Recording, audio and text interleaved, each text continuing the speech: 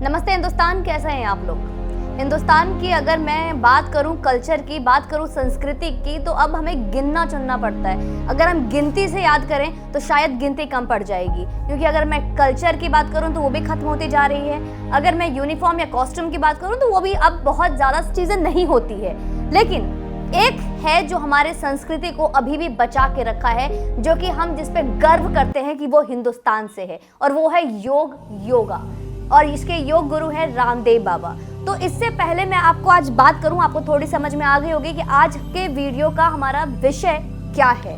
जी हाँ, मैं बात करूंगी इंडियन मेडिकल एसोसिएशन की तरफ से जो सबसे बड़ा सवाल दिया गया है, जो उत्तराखंड के गवर्नमेंट सीएम को एक चिट्ठी लिखी गई है। इस चिट्ठी में, और चिट्ठी क्यों लिखी गई है, 25 सवाल पूछे हैं बाबा रामदेव ने आईएमए से। वो 25 सवाल क्या हैं, मैं उस पर भी बात करूंगी। लेकिन उस 25 सवाल के जारी करते ही, उस 25 सवाल के पूछते ही आईएमए की तरफ से उत्तराखंड के सीएम को एक लेटर गई है, जिसमें बहुत ही कड़े शब्दों में निंदा की है और उनको इमीडिएटली अरेस्ट करने की बात की गई है। आखिर बाबा रामदेव ने ऐसा क्या कहा, चलिए मैं लेकर चलती हूँ आपको। कुछ 1-2 महीने पहले की बात है। कुछ महीने पहले, अगर आपको याद होगा, एक मेडिसिन आया था कोरोनिल। जिस वक्त कोविड की फर्स्ट वेव आई थी, उसी वक्त कोरोनिल लॉन्च हुआ था। वहां पे ये बातें उठी कि कोरोनिल को प्रमोट करके रामदेव बाबा अपने जेब को भरना चाहते हैं। हालांकि ये अलग बात है कि उस कोरोनिल की कीमत कुछ 500 से 600 होंगे, लेकिन उस कोरोनिल को दबाया गया क्योंकि वहां पे एक मेडिकल माफिया जैसी चीजों का नाम इस्तेमाल किया गया कि यहाँ पे बाबा रामदेव अपना प्रमोशन कर रहे हैं। ठीक है, अब आज फिर से ये बात क्यों उठ रही है? ये बात तो बहुत पहले खत्म हो चुकी है, लेकिन एक वीडियो होगा, जिस वीडियो कॉन्फ्रेंसिंग में, जिस मीडिया के सामने बाबा रामदेव ने एलोपैथिक को लेकर कुछ सवाल उठाए थे। उन्होंने याद दिलाया और उन्होंने ये बताया, और वहाँ पे हेल्थ मिनिस्टर भी मौजूद थे, और उनकी मौजूदगी में ये बोला कि जब फर्स्ट वेव में मास्क को लेकर बहुत शोर था, मास्क से कोरोना नहीं रुका। फिर एक टाइम आया, एक लहर आई जब सैनिटाइजर के लिए बहुत बुरी तरीके से तहलका मच गया, उससे भी कोरोना नहीं रुका। बाद में कोई फेविफ्लू नाम के इंजेक्शन आता है, फिर रेमडेसिविर नाम के इंजेक्शन आती है, फिर हाहाकार ऑक्सीजन के लिए होती है, लेकिन उससे भी कोरोना नहीं रुकी। इसके अलावा उन्होंने ये भी बताया कि किस तरीके से प्राइवेट हॉस्पिटल में लोगों की जानें गई हैं, जिनकी मौत ऑक्सीजन ना मिलने पर, रेमडेसिविर ना मिलने पर हुई है। उससे ज्यादा आंकड़े उन पेशेंट की है, उन लोगों की है जिनको की ऑक्सीजन भी मिले और रेमडेसिविर इंजेक्शन भी मिले, फेविफ्लू मेडिसिन भी मिले। आखिर क्यों? तो उन्होंने सबसे बड़ा सवाल उठाया आज एलोपैथी पे, सबसे बड़ा सवाल उठाया उन्होंने आईएमए पे कि आज के वक्त में। लेकिन दोस्तों, मैं और ये वीडियो कहीं भी किसी भी तरीके से, ना मैं किसी पैथी को सही साबित करती हूँ, ना मैं किसी पैथी को गलत साबित करूंगी, क्योंकि इस बात से मैं पूरी तरीके से सहमत नहीं हूं कि कोई भी अपनी जगह पे गलत है या गलत हो सकता है। और मैं इतनी सक्षम नहीं हूं कि मैं किसी भी पैथी को गलत या सही साबित करूं, क्योंकि एक वक्त पे जिस चीज का इलाज योग से हो सकता है, इट कुड बी पॉसिबल कि उसकी अंग्रेजी दवाइयों से बिना किसी साइड इफेक्ट के इलाज ना हो पाए।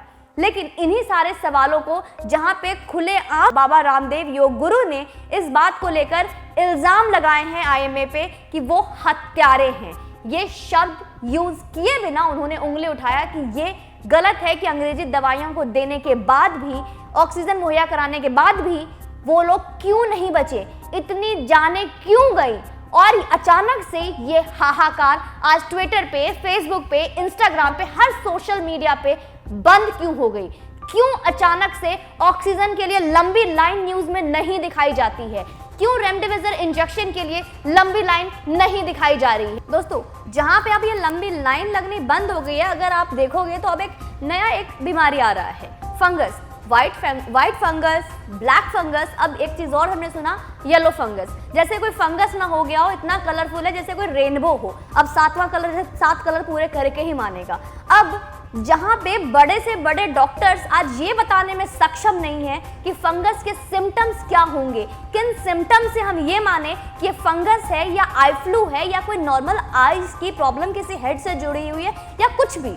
मैं बाबा रामदेव की बातों से सहमत नहीं हूं कि हमारे एलोपैथी डॉक्टर या अंग्रेजी दवाइयां सिर्फ जान लेती है। वहीं पे मैं अंग्रेजी दवाई बोलने वाले आईएमए के जो हमारे हेड, जो हमारे सीनियर, मैं कहूंगी नेशनल प्रेसिडेंट जो आईएमए के, जो इंडियन मेडिकल एसोसिएशन के प्रोफेसर डॉक्टर जयलाल हैं, उन्होंने अगर इस बात की, अगर मैं कहूं, अगर उंगली उठाकर या फिर योग को गलत बताकर या फिर बाबा रामदेव की बातों को गलत करार देते हुए अगर इस पर टिप्पणी देते तो मैं कहीं ना कहीं सहमत होती और इस बात के लिए मैं चुप्पी साध लेती और शायद मैं इस बारे में आज बात नहीं कर रही होती। लेकिन जहां बात एलोपैथी, होम्योपैथी और आयुर्वेदिक की हो रही है, उनका एक स्टेटमेंट आता है दोस्तों। उस स्टेटमेंट में उन्होंने बोला है corona ending due to Jesus. Jesus का एंगल क्या है इसमें? मतलब आप आईएमए के एक नेशनल हेड हैं, नेशनल प्रेसिडेंट हैं, और मैं डॉक्टर जयलाल से पूछना चाहती हूं कि sir, with all due respect, यहां पर क्या आप इस कोरोना के एंगल से फिर से एक क्रिश्चियनिटी मिशनरी को बढ़ा नहीं रहे हैं, प्रमोशन नहीं कर रहे हैं? क्या आप क्रिश्चियन मिशनरी को आप बढ़ावा नहीं दे रहे हैं, प्रमोशन नहीं हो रहा एक तरह से? तो ये क्या, ये प्रमोट करना गलत नहीं है? दोस्तों, अगर मैं जो प्राइवेट हॉस्पिटल्स में जिनकी रिकवरी भी हुई है या जिनके परिवार वालों ने अपनी जानें गंवाई हैं, बहुत लोगों ने अपने लव्ड वंस को खोए हैं, क्या अगर वो उनके लव्ड वंस अगर मेदांता हॉस्पिटल में, अपोलो हॉस्पिटल में या इससे बड़े बड़े बत्रा हॉस्पिटल जैसे हॉस्पिटल्स जो हैं उनमें अगर उनके पेरेंट्स हो गए या उनके फैमिली मेंबर्स हो गए, उनके रिलेटिव्स एडमिट हुए हैं, तो आप उनसे पूछिए कि उनको जो मेडिकल बिल मिली है एट द लास्ट, जब उनके डिस्चार्ज का टाइम में जो उनको बिल मिला है, उस बिल में क्या 3 लाख, 4 लाख, 5 लाख या उससे कहीं ऊपर का बिल नहीं है? तो ऐसा किस चीज का इलाज किया गया? एक ऑक्सीजन और इस जिसका अभी तक इलाज ही नहीं आया, जिसके वैक्सीनेशन सरकार फ्री में प्रोवाइड कर रही है, तो कहीं रजिस्ट्रेशन नहीं मिल रहा, तो कहीं पे वेबसाइट क्रैश हो गई। उस बीमारी का इलाज किया गया है जिसका इलाज भारत में या विश्व में है ही नहीं। उस इलाज के लिए 5 लाख और 10 लाख का बिल क्यों आ जाता है? इस सवाल का जवाब क्या मुझे आईएमए के डॉक्टर या प्रोफेसर दे सकते हैं? जहां पे जो 500-600 रुपए में, अगर मैं ये नहीं कहती कि हर कोई पेशेंट कोरोना लेकर ठीक हो सकता है, लेकिन मैं पर्सनली, जो मुझे पर्सनली जानते हैं या पर्सनली जिनके मैं कांटेक्ट में हूं, वो मेरी बात से सहमत होंगे। मेरे घर में भी इवन पर्सनली, अगर आपको याद होगा, मैं खुद आइसोलेट हुई थी and I can give you the pick कि मैंने कोरोनिल के प्रिस्क्रिप्शंस को प्रोवाइड किया, मैंने खुद कोरोनिल इस्तेमाल किया है, घर के जो छोटे मोटे प्रिकॉशंस है उसे लिया और मैं उसे ठीक हुई। अगर शायद मैं भी हॉस्पिटलाइज होती तो शायद मैं आज आपके बीच में नहीं होती, या फिर मुझे भी 5 लाख या 10 लाख का बिल आज मैं आपको दिखा पाती। लेकिन दोस्तों, यहाँ पे मैं किसी को गलत या सही साबित नहीं कर रही हूँ। आज जो 25 सवाल आए, मैं उस 25 सवाल के क्वेश्चंस आपके सामने कुछ क्वेश्चंस रखूंगी। जो सवाल है मैं आपको दिखा दूं। सवाल नंबर 1 जो बाबा रामदेव ने किए हैं, उन सवालों में पहला सवाल ये पूछते हैं कि क्या इस तरीके की कोई भी बीमारी जिसमें कि इंसान अपने आपे से बाहर है, अपने क्रोध को कंट्रोल नहीं कर पा रहे हैं, ऐसी कोई भी बीमारी का इलाज क्या अंग्रेजी दवाइयों से बिना किसी साइड इफेक्ट के पॉसिबल है? क्या इंसान की हेमोग्लोबिन बिना किसी साइड इफेक्ट की कोई ऐसी दवाई है जिससे कोई अंग्रेजी दवाई दे सकते हो और उसका कोई साइड इफेक्ट ना हो? और ऐसे बहुत सारे क्वेश्चंस है। If you just may be ये वीडियो थोड़ी लंबी हो जाएगी दोस्तों, लेकिन I will just read out few questions for you. सवाल पूछ रहे हैं एलोपैथी के पास हाइपरटेंशन वो जिसके कॉम्प्लिकेशन के लिए निर्दोष स्थायी समाधान क्या है? निर्दोष स्थायी मतलब बिना किसी निर्दोष के, मतलब बिना किसी साइड इफेक्ट के। उनके कुछ सवाल, दूसरे सवाल मैं आपको पढ़ूंगी जिसमें ये क्वेश्चन पूछते हैं फार्मा इंडस्ट्री में हार्ट के ब्लॉकेज को रिवर्स करने का उपाय क्या है बिना बाईपास के? अगर आपको याद होगा हार्ट ब्लॉकेज में, अगर आपको पता होगा हार्ट ब्लॉकेज में हार्ट बाईपास सर्जरी होती है, तो इनका सवाल है हार्ट बाईपास सर्जरी के बिना ऑपरेशन के या बिना एंजियोप्लास्टी के अस्थायी समाधान क्या है? ऐसे कुछ क्वेश्चंस और हैं, मैं 1-2 क्वेश्चंस आपको और पढ़ाऊंगी। बाकी ये मैं अपने वीडियो में आपको फोटो लगा दूंगी, आप इस क्वेश्चंस को पढ़ सकते हैं। बाकी खुद विकिपीडिया पे आपको ये 25 सवाल मिल जाएंगे। ये 25 सवाल पूछते ही आईएमए ने उनकी गिरफ्तारी की डिमांड की है। दोस्तों कुछ सवाल और भी है। साइड इफेक्ट रहित कब्ज, गैस, एसिडिटी का फार्मा इंडस्ट्री के पास इसका अस्थायी समाधान क्या है? एक क्वेश्चन और इन्होंने पूछा है स्ट्रेस हार्मोन्स कम करने के लिए और हैप्पी गुड हार्मोन्स बढ़ाने के लिए जिससे कि आदमी तनाव मुक्त और प्रसन्न हो जाए, फार्मा इंडस्ट्री के पास इसकी कोई इलाज है क्या? तो सीधा मैं कहूंगी एक कोल्ड वॉर चल रहा है। आज एक कोल्ड वॉर है बाबा रामदेव से और दूसरा आईएमए की तरफ से।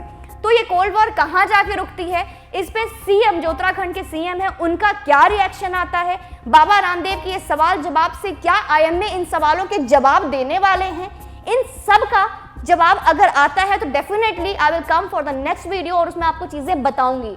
रिक्वेस्टिंग यू ऑल, जो लोग अगर कुछ इस्तेमाल, मैं रिक्वेस्टिंग यू ऑल कि अगर बहुत लोग ऐसे होंगे जो कि होम्योपैथिक यूज करते होंगे, आयुर्वेदिक यूज करते होंगे, तो मेक श्योर कि आप मुझे कमेंट सेक्शन में बताएं कि यहाँ पे ज्यादा बेटर क्या है। डेफिनेटली कोई अपने जब किसी को हार्ट अटैक हो रहा है तो मैं उस वक्त ये हम कोई भी सजेस्ट नहीं करेगा कि if you just going through the heart attack something तो आप वहाँ पे योगा करना शुरू कर दो, उसके लिए हम हॉस्पिटल रश करते हैं। यही बात आईएमए ने बताया कि जब बाबा रामदेव का और उनके फ्रेंड का जब प्रॉब्लम हुई थी तो उन्होंने भी अपना ट्रीटमेंट इसी से कराया था, अंग्रेजी दवाइयों के थ्रू, और हॉस्पिटल में ही उनका इलाज हुआ था। तो डेफिनेटली एक पॉइंट ऐसा आता है जहां पे हमें हॉस्पिटल जाना होता है।